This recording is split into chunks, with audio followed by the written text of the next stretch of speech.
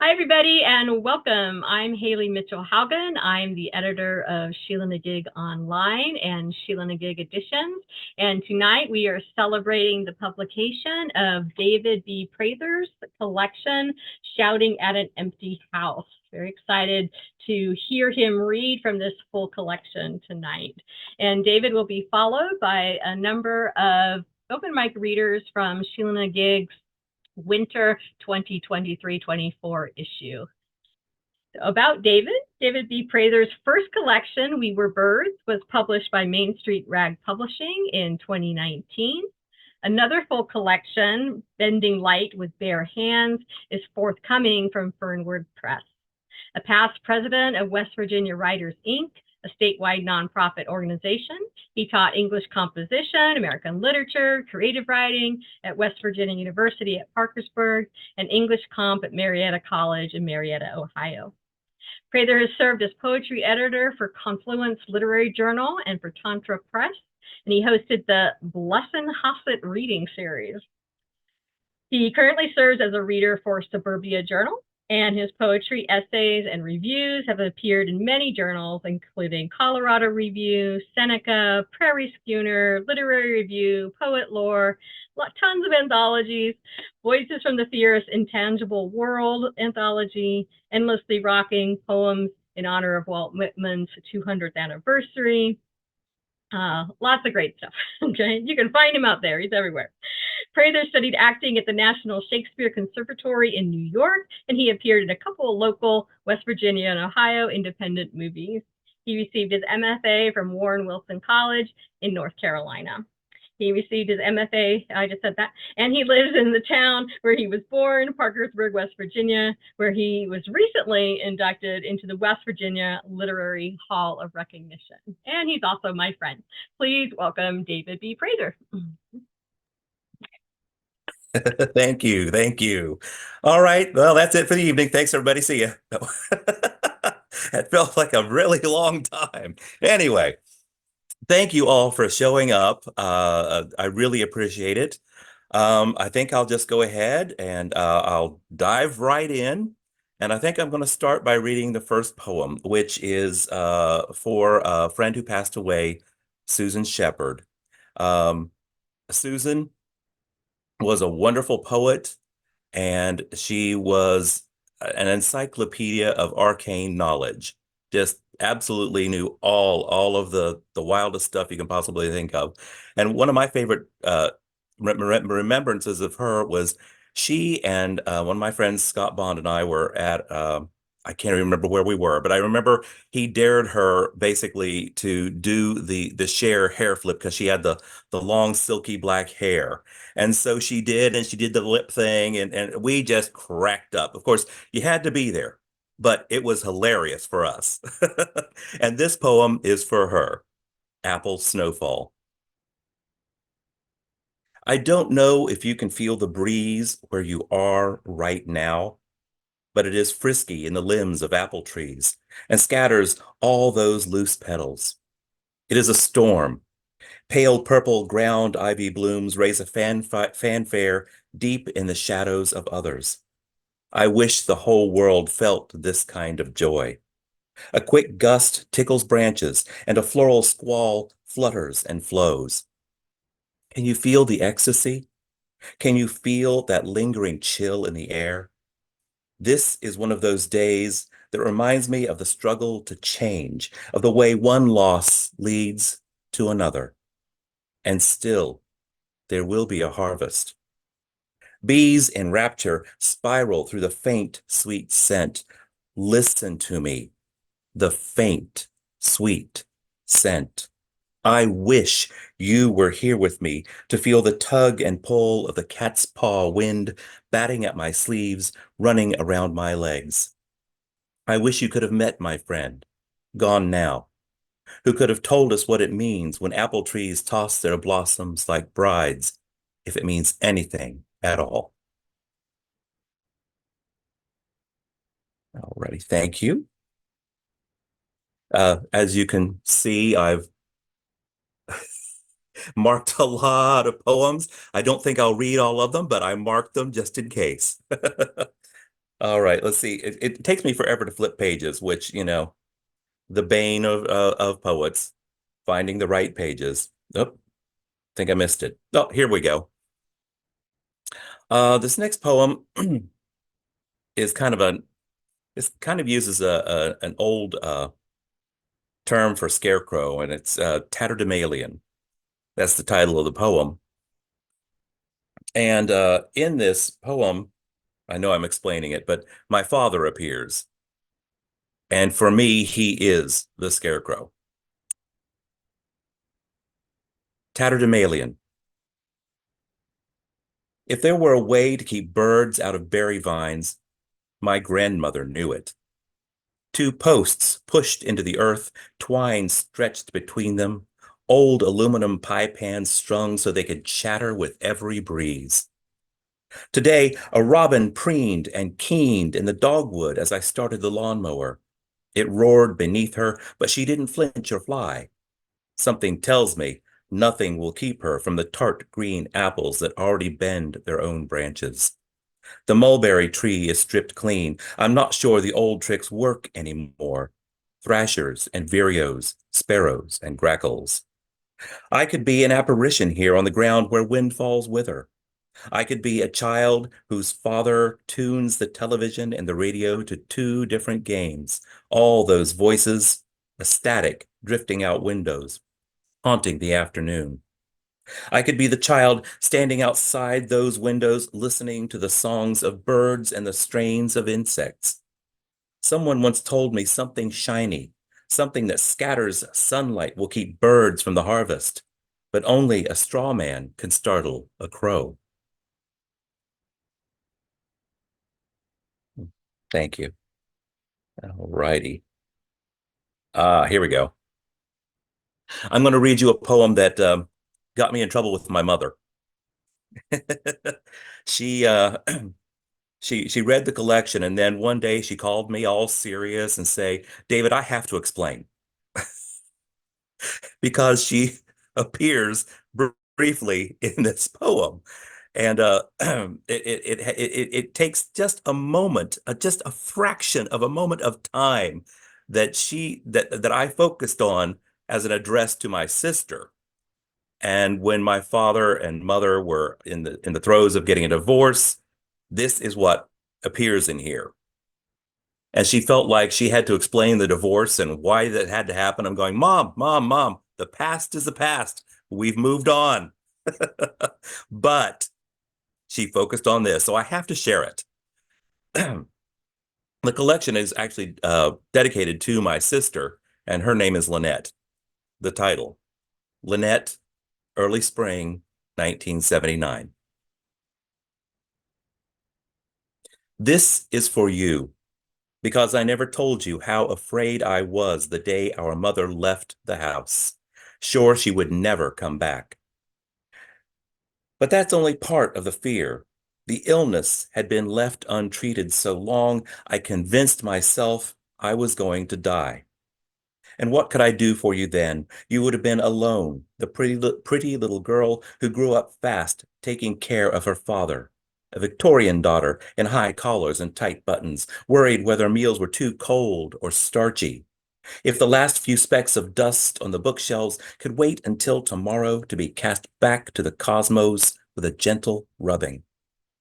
I know Mom left by the back door to avoid passing my room, not wanting me to see how weak she could become.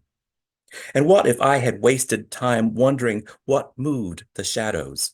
The barest light frisking windows like a woman's hands sopping her hot child's head. It was then my visions began. Still, I have them. False birds in a hazy sky, austere people stepping in and out of walls, the rumbling mass of roaches and spiders, imps that waver in public spaces waiting for me to shout their names. It is like this. But maybe you can only understand fear as a dirt road late at night when the trees huddle close as ogres, and the stars open their tiny mouths to call out their warnings. Warnings you will never hear. Thunder of a wild bird scared to flight. Stifle of leaves behind you. Do you understand now? Do you see what became of me back then, all that time alone, counting the metal sufferings of door latches again and again, listening to the world break as easily as glass in a storm door? I couldn't even lift my head off the pillow, my brain nothing but a lead weight, the kind of thing our father once said farmers would use to drown a sack full of unwanted cats. This became the stuff of our nightmares in the age of divorce. You were the last person on Earth when everyone else had departed for Mars or Jupiter or the moon. Once they broke the atmosphere of my breath, it didn't matter where they were going. They were just gone. Today I thought of this while I was planting the peppers a neighbor gave to me 2 days ago. Dirt under my nails, I entered the house of my healing, the place of my superstitions. Remember, we swore never to believe what our parents believed. When you come, you cannot stay long. Leave by the same door in which you entered. Anything could happen. Thank you. Of course, you probably noticed at the end of that poem, I say, leave by the same door in which you entered. Of course, that's an old superstition because if you leave by a different door, bad luck will befall you. And so I had to work that in there somewhere. Oh, here we go. These next two poems come from my love of horror movies, monster movies, I guess. Um, and some of them are classic movies, and some of them are not so classic. This one right here, The Plight of Frankenstein's Monster, is kind of about feeling not able to get comfortable in one's own skin and not able to feel a part of the world in a certain way. So here it is, The Plight of Frankenstein's Monster. How it was done, I can't say. The top of the head cut loose, the brain of someone forgotten, attached and articulated with each sensitive nerve. Is it any wonder I've always felt out of place? Perhaps I suffer a medical disorder or a crisis of identity, my inner self incompatible with my outward appearance. Who is it? Who stitched these fingertips into their whorls and loops? I don't know how, but someone picked up every bone and glued them together with flayed portions of muscle. The organs keep shifting, unsure in their places, afraid of rejection. My sex is foreign, my skin a patchwork of cells and dust. What is the thread that holds me together? Will these wounds ever heal? Are there any balms or tinctures, any ointments or salves to soothe my frayed edges? All these parts, I can only call them ancestors. These eyes are my grandfather's. This tongue, a grandmother I never knew.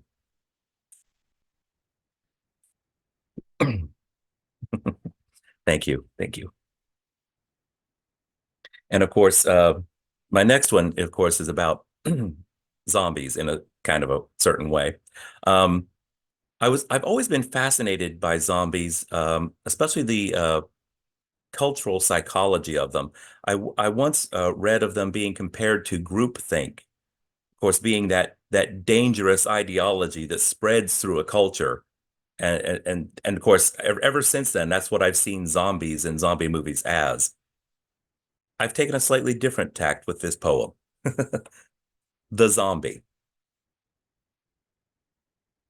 Death cannot touch me anymore. Starlight and moonlight hold no sway over my emotions. Not even a rainstorm passing over at 6:52 can make me pray to any neutered gods. The sky keeps yelling, a thunderous voice. My aimless bones are able to amble through graveyards, scuffle through streets. My thoughtless and shriveled brain has only interstellar radiation to thank, or voodoo curse, or demonic plague. It doesn't matter. Emergency sirens answer thunder with panic. I can feel my arteries collapse, my lungs and heart interred in the clutch of my chest. The first dead man I saw was my grandfather, an atheist wrapped in the trappings of religion. I stood by the pale, prone body in his widower's black, sunlight through stained glass, a parade of sorrow. I expected him to get up and walk away, loosen his tie, unbutton his cuffs, start a new life in some other God-forsaken town. And here I am on the verge of something supernatural, all hatred and necromancy and desires of the flesh, because flesh is all I am. The earth keeps trying to hold me down, dirt and stone clinging to my shoes and sleeves, dropping into the corners of the kitchen and the bedroom, dust in my eyes, ashes in my hair. I would wander this world, but what's the use? All that can be found is buildings and trees and sky and leaves and people screaming to be saved, to be bathed in the light. Thank you. All righty. Let me see. What shall I go to next? Just skipped one. Oh, I like this one. Um, in my neighborhood, I rarely see any of my neighbors, to be honest. And when I do, it's always in passing. They're always going, or I'm always going. And so this poem, a prediction of rain. The neighbors' peonies lower their giant heads, paint the ground below with heavy thoughts. And just like that, I've made the flowers a symbol of self, given them emotions without knowing what they feel. I don't even know the neighbors, the man, the woman, the boy who will surely be grown before he realizes it. Iris blossoms wither like old men and are gone too soon, which just goes to show I'm pondering the inevitable. And I don't know if I can handle that. This afternoon, I watch a robin gather grasses along the fence. It must be time for a second brood. I hope the first didn't succumb to the cold snap, though that would explain the sadness. These perennials still here after a season of loss. All this attempt at beauty while the morning dove sings. Day or night, I never see the family next door, but I know they are there by the position of cars in their driveway, by the lawn, freshly mowed. Or is it moan, which sounds like suffering?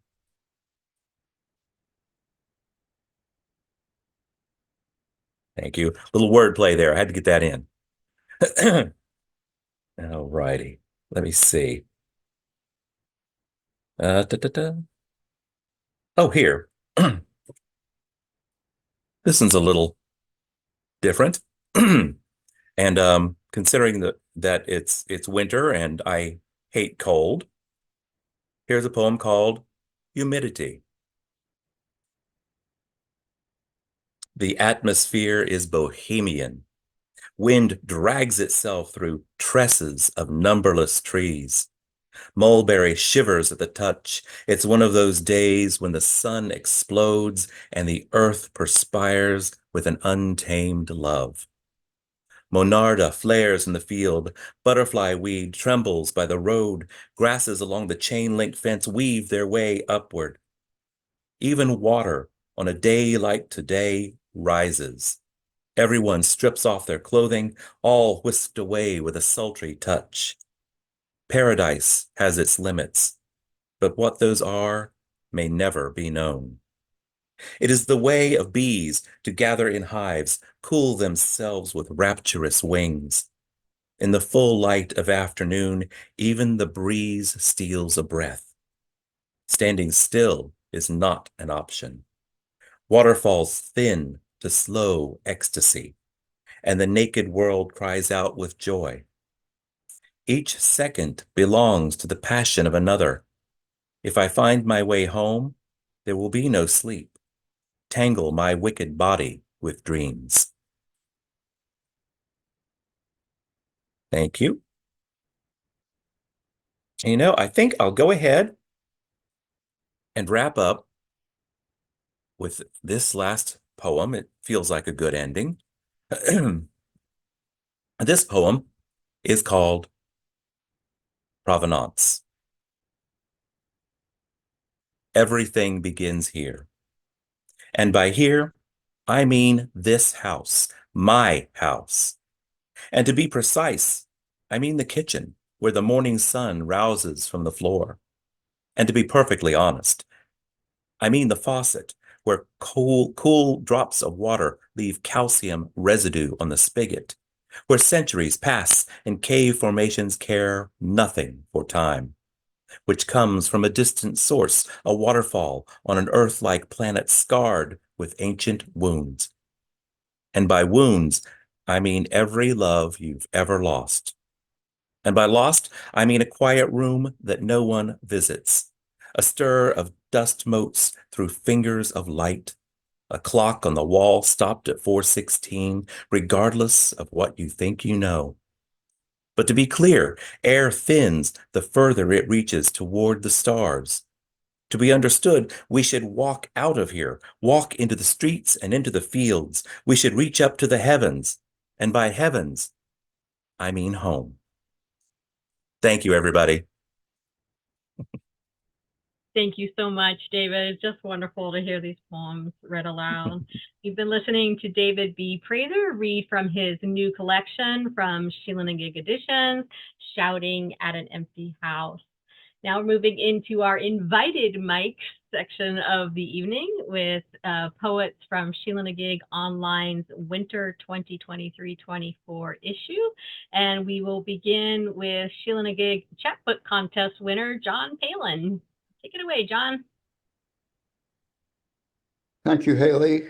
It's such a privilege to be here to hear David's evocative, wonderful poems and to be with all of you. I'm going to read Trees. It appeared in the winter edition. Trees. I used to walk all over town with an app, collecting names of trees like a birder working on a life list. Red oaks and white oaks, sycamore, walnut, all the maples. Now I watch the canopy, trees I know and the ones I don't, their constant, ceaseless change 50 feet above my head. I stop and look at ginkgos, though, remembering the avenue and the quad, male and female planted together. I want to hang on to those lost trees, pale woven bark, fan-shaped yellow leaves burning that first October away from home. Pheromones of smelly fruit pressed out under our feet. I stop and look at bald cypress. There's a street I walked for years and didn't see them, and then I did. When I got home, I had to find you, interrupt to tell you about them, their feathery deciduous needles, and tall, straight trunks flared at the ground like bell-bottom trousers in the 60s. They set me straight, these trees, who live their distant nobility outside language and don't even not care, whether I'm nostalgic or garrulous or know their names.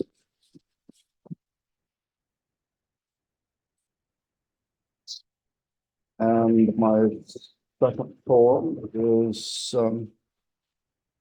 Doing the Laundry. Monday morning, below zero wind chill, but the creek's trickle runs fast today, and either someone picked up trash on the bank or snow covered it. The laundromat's warm, tidied for the week, and a half dozen roofers whose wives clean rooms at this hour are here to do laundry, mind the children, laugh and talk among themselves in a Spanglish. I chuck 22 quarters into the slot of the high-capacity commercial washer, find a wobbly chair at a wobbly corner table, pour tea from a thermos, and scroll the news until it's time to stuff the dryer with wet, clothes and linens twisted and tangled. Then for 16 minutes, I do nothing at all but watch their slow tumble behind glass, thoughts in the folds of a calm mind, straightening and disentangling themselves to come out clean and dry, ready to be worn again. Thank you so much. It's so great to be here. Our next reader is Donna Hilbert. Well, a pleasure to be here, and what beautiful readings so far. I'm just feel very emotional listening to both of those wonderful performances. I'm going to read Neocona crucifera from the latest Sheila-Na-Gig. She poses in full red spotted splendor, Neocona crucifera, orb weaver, her black eyes meeting mine. Oh, many-legged beauty, are you watching me? Watch you. The other poem I'm going to read was in a recent one art, Tongues. I gouged my tongue on the cruel edge of a carrot. Yes, it bled. I did not swallow the fly that drowned in my coffee, though it rested on my tongue until I realized it was not a crumb, but a creature dead. My nose did not break when I dropped my phone onto its bridge while reading news from the war zone in my safe but troubled bed. Who could find sleep while naming the dead? I'm going to read one poem from my forthcoming manuscript, book. It's not a manuscript anymore. It will be a book. And then after that, read the poem that appeared in the December Sheila-Na-Gig. So this one is called Late May. The events of the world enter my house via cable lines and satellite. Family fabric frays, children fledge. I free a robin tangled in fence wire, harvest spinach, prepare a meal no one stays home to eat. After dinner, during that spell between afternoon and twilight, I watch the meadow. Two deer, 30 yards apart in the tall weeds. One drops a fawn, a swift birth, and the creature is on its feet in less than 2 minutes. They wander into woods as the second doe delivers, christens yarrow and milkweed. I stand at my window. I say, to hell with the events of the world. And this poem appeared in the December Sheila-Na-Gig, so thank you, Haley. Grieving man. Let him into your house, the grieving man, blind nearly, and so frail with sorrows he cannot hear your comforting words or move himself from room to room without assistance. Give him a careful bed, a friendly dog, a view of mountains.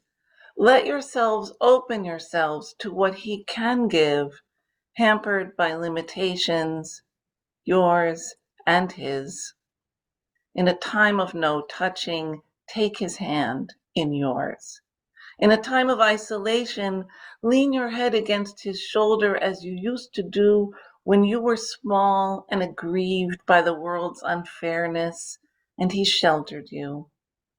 We turn about and find the unfamiliar. When did he become the grieving man, and you sorrowful, in pain yourself, aghast at the supermarket, the oil bill, the nation? He savors the soup you've made and strokes the dog's snow-dampened fur. He asks whether the juncos still hop on frost's thin crust or if winter has moved on north, a swath of crocuses blooming in its wake. You rally your resources, endeavor to describe the current moment, blind as you are and sorrowful, spreading seed for the sparrows. Thank you. And Jane Edna, you are next. Thank you. It's wonderful to be here, and this is my first time in one of Haley's Zooms, so thanks. The first poem I'll read is the poem that was in the issue, and it's exciting. My parents spared me orthodontia, but now at this age, I'm trying to learn how to say S with braces on.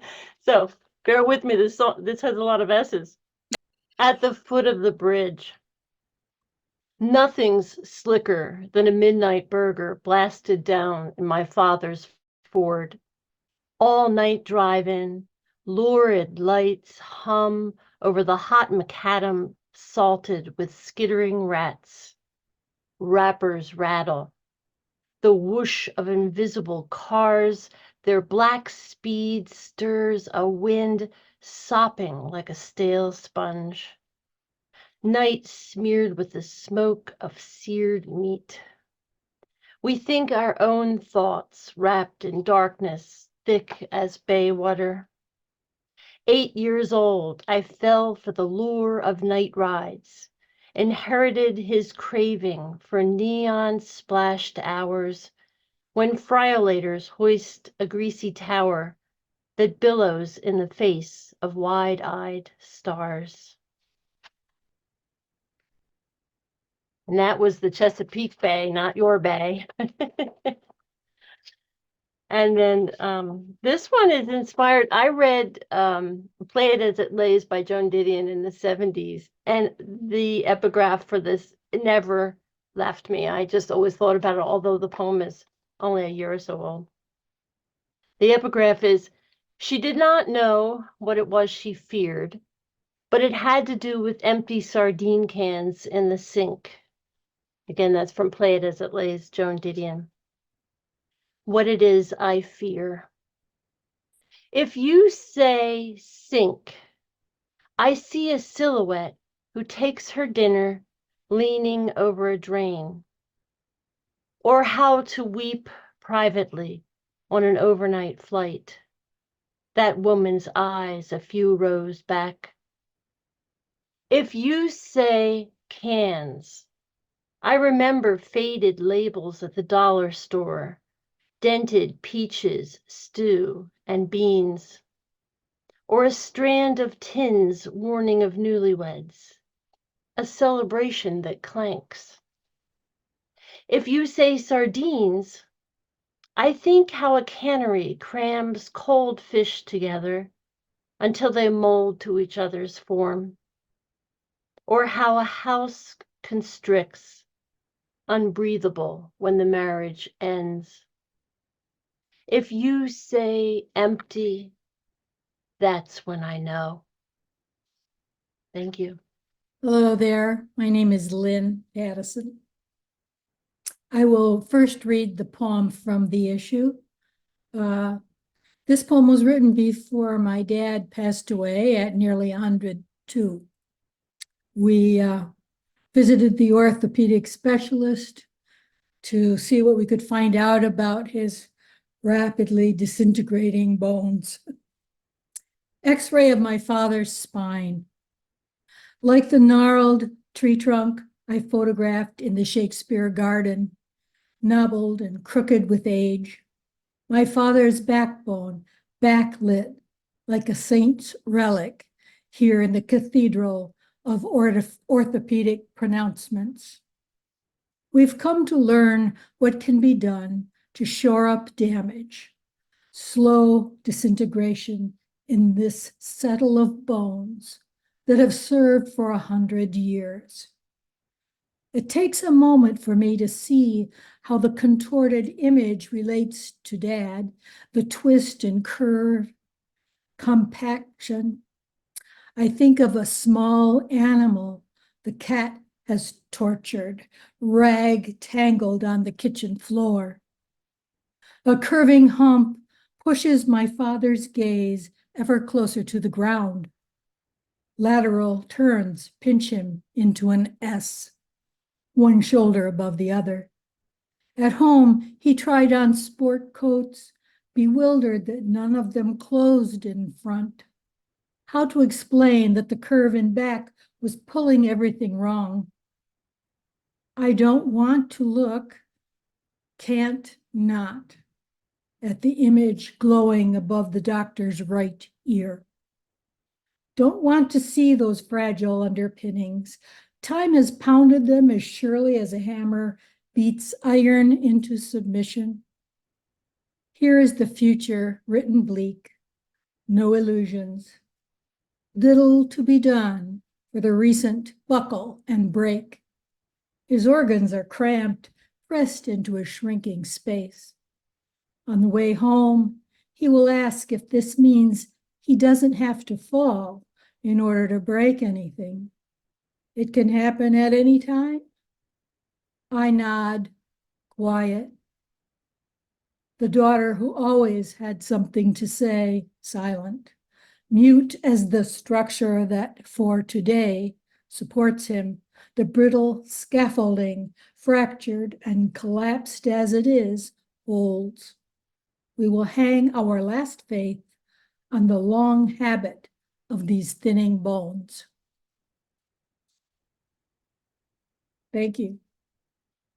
This is a short poem that appeared in Gyroscope a few years back, a couple years.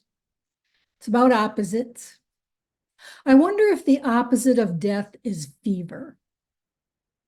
The opposite of bell is not vase, it is gun. The opposite of air conditioning is mosquito, asthma, jock itch. The opposite of wildlife is the wild life. You'd guess frostbite for sunburn, but it's albino skin or flaking bone. The opposite of tinnitus is om, or maybe throat singing. And butter is the alter ego of famine. Obituary's opposite is happy birthday. Not God is probably a black hole.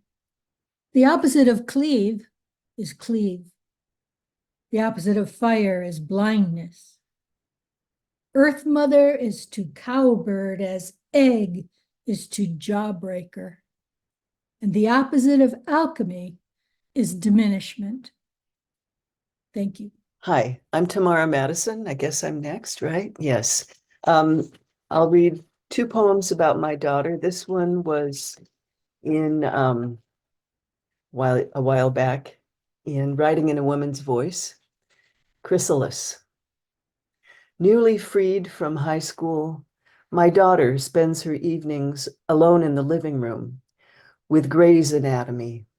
Life is so different now, classes at odd times, friends scattered like jacks.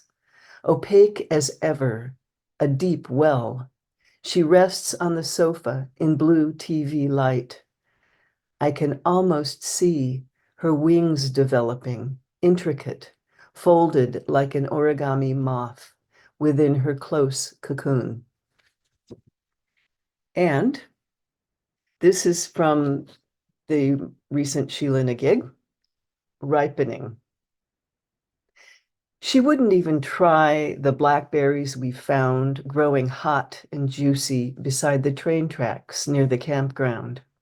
She was 8 and only ate food that was white or chocolate. 10 years later, we are guests at a winery.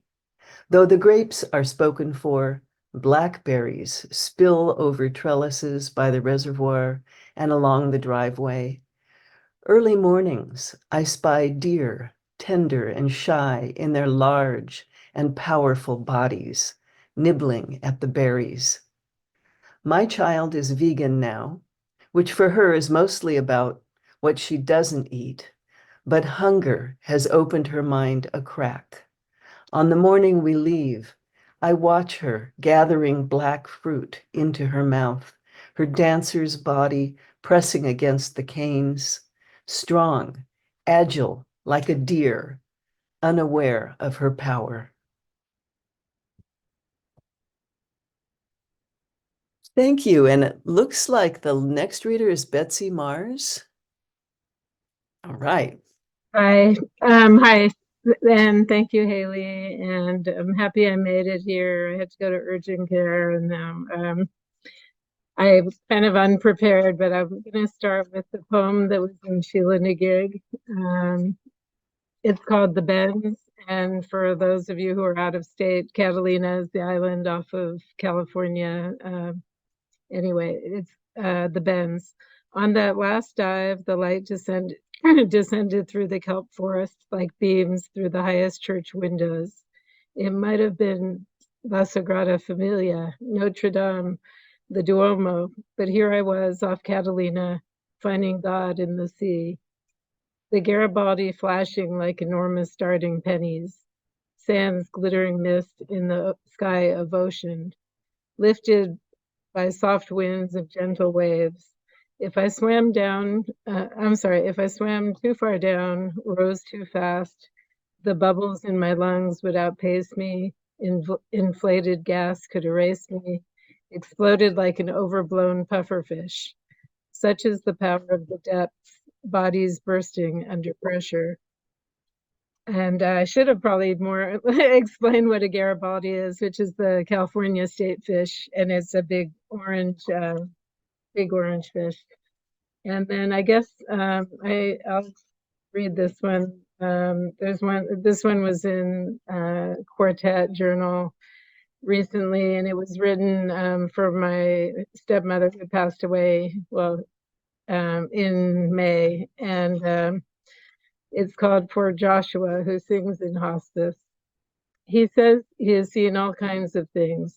The dying don't always welcome him. He doesn't take it personally. He is part musician, part comedian, all folksy banter. How was your day? I asked my father. 24 hours, he answered. He goes to her singing hallelujah, though she has no belief that will take her away to some gold-paved hereafter. She rouses and thanks him, agrees to one more song. He searches his tablet for inspiration, pulls up a Dylan ballad about a ship coming in, begins to strum and sing while the oxygen machine pumps the beat. She sips thickened water as if at a club, sails away on Dilaudid and his offering. Thank you. Thank you so much, Betsy, and all of our invited mic readers, and also to Associate Editor Barbara Sable, who's here, who is first reader curator of all these amazing voices. Thank you all. And to David Prather for reading from his amazing collection, Shouting at an Empty House. If you're on YouTube, you can find us at Sheila-Na-Gig blog.com. Thank you, everybody.